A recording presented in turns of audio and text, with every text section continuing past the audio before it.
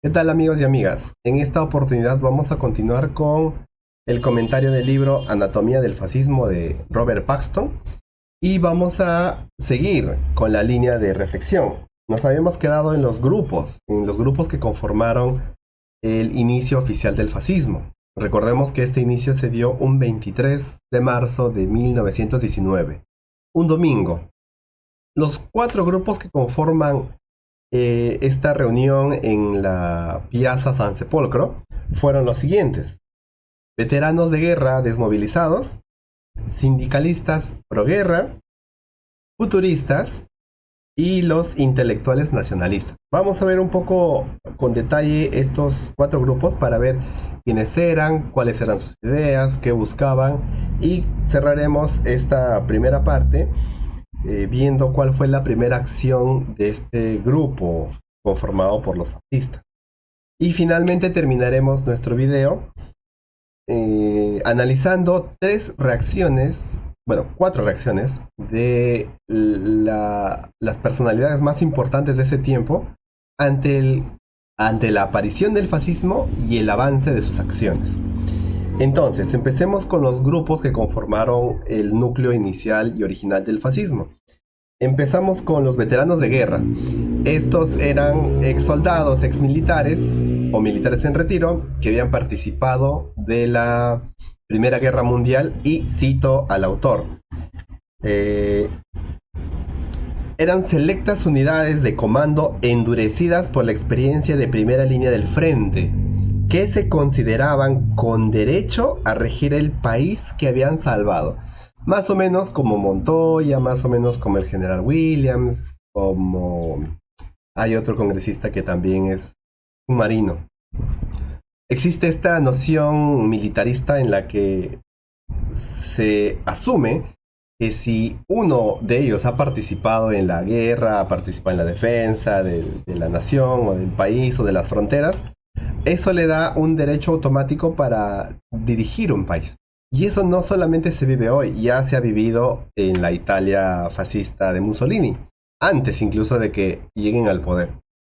El segundo grupo estaba conformado por sindicalistas partidarios de la guerra. Y aquí hay que matizar muy bien porque, curiosamente, estos sindicalistas eran, cito, el principal rival de la clase obrera del socialismo parlamentario en Italia. Más o menos el panorama era el siguiente. En Italia estaban los socialistas parlamentarios que buscaban cambios para la clase obrera, pero vía democrática, vía parlamentaria legislativa. Al margen de ellos, o en oposición a ellos, estaban los sindicalistas, este grupo de personas, como el autor los llama, fogosos, que para poder entender, diríamos que era la extrema izquierda, que busca petardear los cimientos de la democracia liberal y burguesa, y los socialistas parlamentarios serían los grupos de izquierda actuales que tienen representación parlamentaria, ya sea Perú Libre, ya sea JP, etcétera, etcétera. Esa era la situación en la que se encontraba la política parlamentaria en Italia. Ahora, es importante que el autor se ha dado el lujo de describir someramente cuáles eran las ideas de estos sindicalistas. Y cuando yo les lea, ustedes van a saltar de sorpresa porque muchas de sus ideas son de izquierda, o típicamente o popularmente de izquierda. Miren, los sindicalistas creían que podrían echar abajo el capitalismo por la fuerza de la voluntad, concentrándose en su objetivo final en vez de hacerlo en intereses mezquinos del lugar del trabajo en cada rama de la actividad económica. Y podrían formar un gran sindicato único. Y ahora escuchen esto.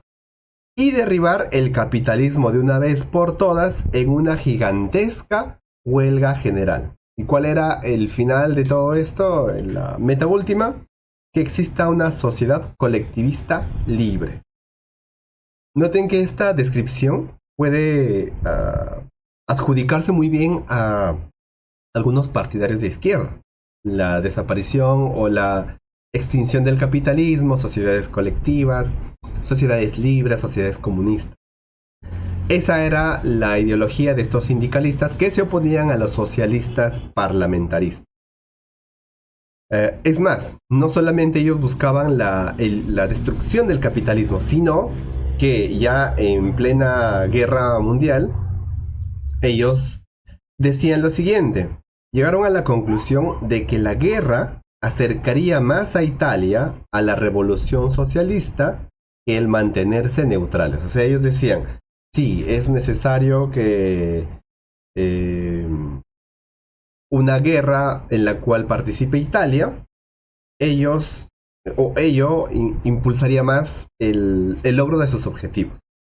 Recordemos que, como dice el autor, en mayo de 1915, en plena guerra mundial, mientras los socialistas parlamentarios y los sindicalistas, ojo, la mayoría de sindicalistas se oponían resueltamente a que Italia entrase en la Primera Guerra Mundial, los sindicalistas pro guerra pensaban eso. ¿Por qué he mencionado esa frase? Porque dentro del sindicalismo no todos estaban con esa tendencia belicista. Era un fragmento, era una sección. El ala más radical de los sindicalistas se oponían a la pacificación y se oponían a la neutralidad. Ese grupo de sindicalistas fue el que pensaba que había que hacer una huelga general, había que eliminar o saltarse los procedimientos parlamentarios y habría que entrar en la guerra. Eso pensaban en 1915. Una vez terminada la guerra y viendo todos los efectos, los veteranos de guerra y estos sindicalistas se unieron a Mussolini. El tercer grupo está formado por los futuristas. Los futuristas eran una asociación informal de artistas y escritores que secundaban los manifiestos futuristas, escritos por Filippo Tommaso Marinetti, que en principio se escribe en 1909 en París. Es curioso que estos futuristas apelaban o enfatizaban mucho la velocidad y la violencia. Les voy a leer una frase publicada en el diario de París Le Figaro el 15 de marzo de 1909 y dice así: un automóvil corriendo a toda velocidad es más bello que la victoria de Samotracia. Para que vean cómo sus ideas, digamos, anti-intelectualistas, antihumanistas, le dieron una característica particular al fascismo en sus orígenes. Ellos habían también, ellos se habían mostrado deseosos de participar en la guerra del 1914, tercer grupo que apoyaba la guerra, y siguieron apoyando a Mussolini en 1919. Algunos autores dicen que el aceleracionismo de autores como Nick Land o de ciertos personajes de Silicon Valley se inspira en estos futuristas. Y el cuarto grupo que apoyó a Mussolini son los intelectuales nacionalistas. Ellos buscaban un segundo resurgimiento de Italia y se concentraban alrededor de una revista cultural florentina llamado La Voce o La Voce, a la que Mussolini estaba suscrito y cuyo director mantenía correspondencia. Después de la guerra, después de la Primera Guerra Mundial, la aprobación de la revista proporcionó respetabilidad al creciente movimiento fascista y difundió la idea de una revolución nacional radical entre los nacionalistas de clase media. Entonces, los tres primeros grupos que hemos mencionado le daban la fuerza, la voluntad, la iniciativa y el empuje. Pero este cuarto grupo, alrededor de esta revista, le otorgó un eco de resonancia, de manera que las ideas de este pequeño grupo, que habíamos mencionado que eran como 100 personas alrededor, los que se juntaron el 23 de marzo, no eran muchas, no eran unas cuantas personas. Esta revista fue la que le dio eco. Más o menos como lo que pasa con Diario Expreso, con algunos periodistas en canal Willax, con algunos periodistas en Betel TV y con los influencers ahora en la era digital, que dan eco y multiplican las voces que en principio no deberían tener la acogida que tienen. Estos fueron los cuatro grupos que se juntaron y dieron inicio al movimiento fascista. Ahora, dado que ya existe el movimiento fascista el 23 de marzo, unas semanas después, exactamente 22 días después, empieza su primer acto oficial. ¿Y en qué creen que consiste? Hasta este momento, alguien puede decir, mira, sí, las ideas que dieron origen al fascismo, entre ellas está el sindicalismo, está el anticapitalismo, y ahora vamos a ver que también está un sentimiento antiburgués. Entonces alguien puede seguir afirmando, a pesar de la evidencia, y decir, sí, los fascistas son de izquierda. Primer acto. El primer acto que hicieron los fascistas fue el 15 de abril de 1919. Poco después de esa reunión de la Piazza San Sepolcro, un grupo de amigos de Mussolini, entre los que figuraba Marinetti, ya hemos visto quién era Marinetti, invadieron las oficinas de Milán del diario socialista Avanti, del que el propio Mussolini había sido director de 1912 a 1914. Eso lo habíamos mencionado en el video anterior. ¿Qué hicieron? Destrozaron la prensa y la maquinaria. Hubo 4 muertos, incluido un soldado, y 39 heridos. El fascismo italiano irrumpió así en la historia con un acto de violencia contra el socialismo. Ojo. Y al mismo tiempo, contra la legalidad burguesa, en nombre de un presunto interés nacional superior. Ese fue el primer acto oficial del fascismo.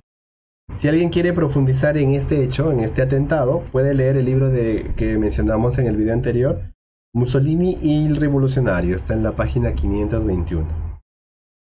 Ese fue el inicio del fascismo. No fue un ataque contra la propiedad privada, contra el clero, contra la iglesia, contra el parlamento.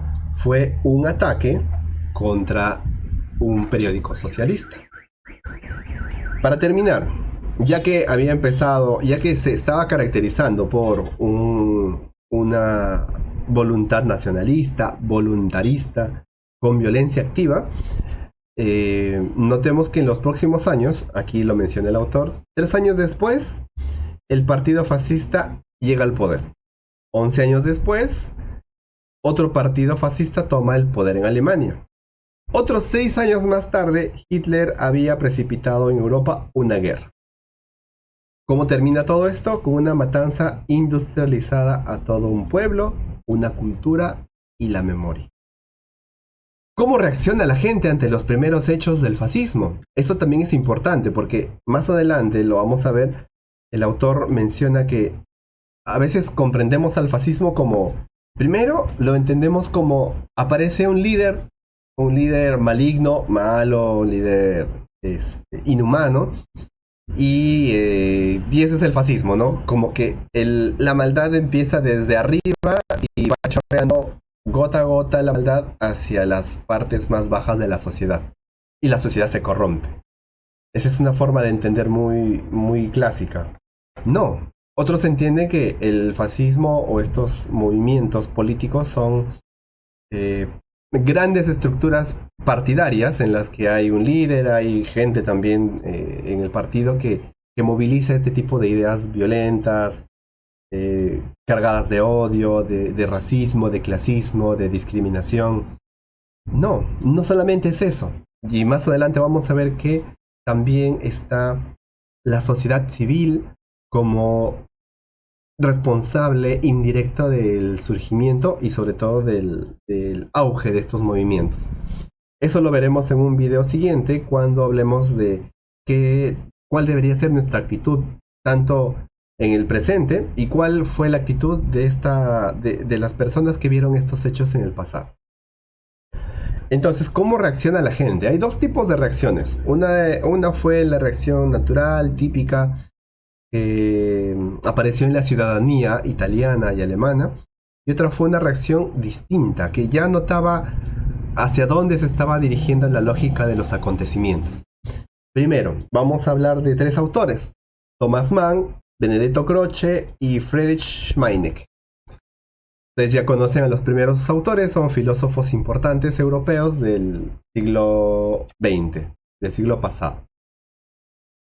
Mucha gente sensible y culta al ver a Mussolini. Miren, Mussolini era ex maestro de escuela, novelista bohemio de segunda fila y antiguo orador socialista, director de prensa del partido. Era una persona común. ¿Cómo alguien como él termina formando un movimiento tan sanguinario, tan violento? Y a Hitler, antiguo cabo y fallido estudiante de arte, junto con sus rufianes encamisados. ¿Cómo es que este tipo de gente termina destruyendo un continente y afectando al mundo? Veamos lo que dice Thomas Mann, y es interesante el análisis profundo que realiza el autor. Thomas Mann escribía en su diario del 27 de marzo del 33, ya en pleno auge del fascismo en Europa. Dice lo siguiente: nunca había presenciado una revolución de este tipo, cito, sin ideas subyacentes, contra las ideas, contra todo lo más noble, lo mejor, lo decente, contra la libertad, la verdad y la justicia. La escoria vil había tomado el poder, con inmenso regocijo de las masas. Quisiera contar una anécdota de una... pero no lo voy a contar porque quizás sea muy... Bueno, lo voy a contar sin mencionar nombres. Hubo una vez en la que participó un candidato llamado Javier Milei en un debate con estudiantes universitarios. Estaban hablando de economía. Y ella dijo algo que en su capacidad, en su edad o en sus estudios, tal vez estaba equivocado, totalmente equivocado quizás, yo qué sé. Y Milei le espetó una serie de insultos. Siendo una mujer, siendo un estudiante menor de edad. Eso fue, para mí fue eso una forma muy, ¿cómo decirlo? A mí me causó alarma. Yo conversé con algunas personas estudiosas del tema, amigos, y uno de ellos me dijo, sí, qué bueno lo que hizo. Y la persona era educada, era economista, era mi amigo, era una persona noble, era alguien con hijos, un papá de familia ejemplar. Pero al escuchar su reacción, y me dijo, sí, qué bueno. Y yo recuerdo su sonrisa, Entonces, ¿cómo es que gente común y corriente, de buen corazón, noble, puede apoyar ese tipo de acciones? Es lo que se preguntaba Thomas Mann, con el inmenso regocijo de las masas. ¿Qué dijo Benedetto Croce, un italiano? Él acuña un neologismo muy interesante que podríamos aplicarlo justamente para el gobierno del presidente actual. Él dice, leo, Benedetto Croce comentó desdeñosamente que Mussolini había añadido un cuarto tipo de desgobierno, la onagrocracia, es decir, el gobierno ejercido por asnos salvajes, a los famosos tres de Aristóteles, la tiranía, la oligarquía y la democracia. Más o menos lo que pasa ahora, ¿no? Ustedes han visto todo lo que está pasando a nivel de nuestra nación. Croce llegaría más tarde a la conclusión de que el fascismo era solo un paréntesis en la historia italiana, el resultado temporal de la decadencia moral magnificada por los trastornos de la Primera Guerra Mundial. Este fue un error de visión o de alcance, porque tanto Thomas Mann como Croce consideraban que era una cuestión moral. No era moral, era más profundo. Es más, antes de pasar al siguiente autor, que es Friedrich Meinecke, habíamos dicho, ¿cómo es que gente culta, educada, puede avalar este tipo de conductas? Y eso pasa hoy. Ustedes han visto diferentes comunicadores que sin reparo alguno humillan, blasfeman, hablan más allá de la libertad de expresión natural que todos tienen derecho sobre otras personas, sea de izquierda, derecha, centro, etc. Miren lo que dice Thomas Mann, o mejor dicho, lo que dice el autor sobre Thomas Mann. La repugnancia que le inspiraba a Mann la barbarie nazi no le impidió confesar que el 20 de abril de 1933, después de que escribe que hay una escoria vil que ha tomado el poder, cierto grado de comprensión por la rebelión contra el elemento judío. Y lo he marcado porque me parece escandaloso. Ahí en la parte final pueden ver. Es increíble cómo, claro, obviamente no hay que caer en el anacronismo y hay que entender el contexto también, ¿no? Obviamente no estoy justificando a Mann, pero si lo criticamos, lo hacemos porque ya hemos visto todo lo que pasó después, la muerte industrializada, el Holocausto y Auschwitz. Pero miren cómo se entendía esto. Si ustedes quieren tener una visión sobre esto, la película La vida es bella es una muestra muy interesante de cómo mientras empezaban el ataque hacia ciertas comunidades como las judías, los gitanos, los extranjeros, cómo se naturalizaba este discurso. Hay una escena muy interesante en un almuerzo. Están los profesores, está el encargado, el director, y una profesora habla sobre un problema matemático. Y en vez de generar rechazo y repulsión, el hecho de cuánto se va a generar ahorrando, o cuánto se ahorra expulsando a ciertas minorías, la gente no se horroriza por el hecho mismo de pensar en ese hecho, sino se horroriza por cómo les dan problemas matemáticos tan complejos a los niños, gente común y corriente. Y finalmente, ya para ir cerrando, porque el tiempo es muy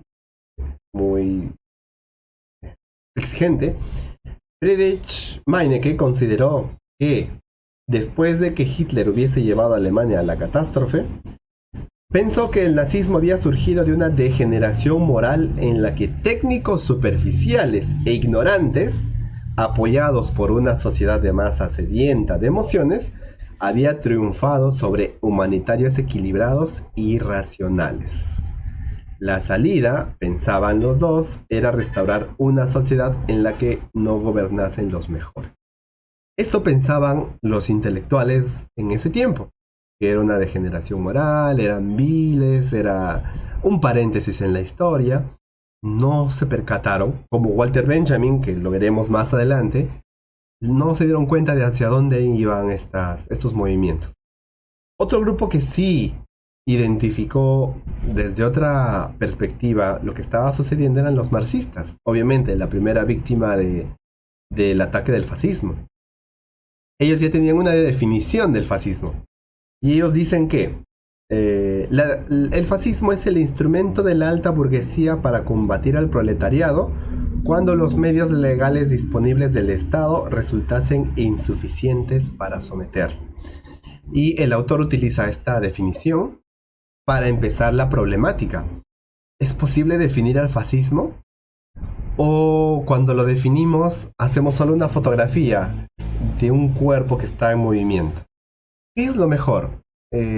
¿Empezar con una definición para analizar todo el proceso histórico? ¿O hacer una definición después de ver el proceso histórico? ¿En qué nos concentramos más? ¿En los dichos del fascismo? Recuerden que propugnaban en su programa inicial, o en las acciones, como en el atentado que hicieron ante el periódico socialista. Todas estas cuestiones las vamos a ver en el siguiente video. Y si tú tienes alguna pregunta, comentario, objeciones, puedes escribirlo con todo gusto en la caja de comentarios. Entonces suscríbete para los siguientes videos. Esto se pone interesante y recién hemos empezado el primer capítulo. Nos vemos.